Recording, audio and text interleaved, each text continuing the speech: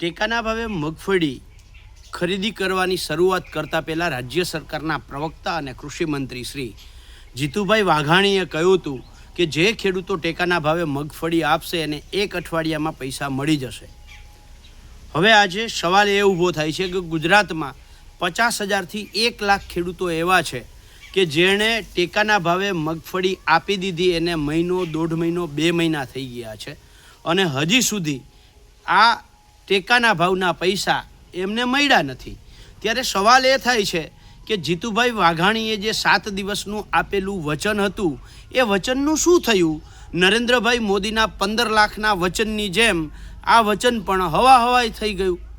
જ્યારે આમાં તપાસ કરી તો ખબર પડી કે વેર હાઉસ ઉપર જે મગફળી ત્યાં પહોંચે ગોડાઉન ઉપર ત્યારે એમને એક રિસિપ્ટ આપવાની હોય અને આ રિસિપ્ટ છે એ રાજ્ય સરકાર નાફેડના પોર્ટલ ઉપર અપલોડ કરવાની હોય છે।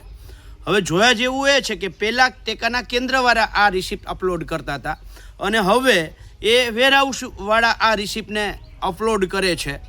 હવે આ બેમાં સરકારે કંઈક ફેરફાર કર્યો છે અને સરકારની વેબસાઇટ કાયમ ગોકળ ગતિએ ચાલે છે, એ ગોકળ ગતિએ વેબસાઇટ ચાલે છે, એના કારણે એ રિસિપ્ટો અપલોડ નથી થઈ અને 1.5 મહિનાથી અપલોડ નથી થઈ, 1 મહિનો થઈ ગયો અપલોડ નથી થઈ, એટલે ખેડૂતોને પૈસા મળતા નથી।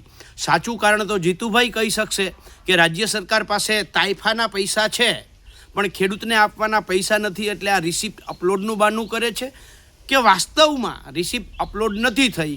પણ જે હોય તે ગુજરાત કિસાન કોંગ્રેસની બહુ સ્પષ્ટ માંગ છે કે જે ખેડૂતોને ટેકાના ભાવે મગફળીના પૈસા 1 મહિનો થવા છતાં મળ્યા નથી એને તાત્કાલિક આપવામાં આવે, નહીંતર દરેક જિલ્લા મથકે કિસાન કોંગ્રેસ આવા ખેડૂતોને સાથે લઈ અને કલેક્ટરશ્રી સમક્ષ આંદોલન કરશે। એના માટે સંપૂર્ણ જવાબદાર રાજ્ય સરકાર રહેશે। આ બાબતનો આજે પત્ર લખી અને માંગ કરી છે।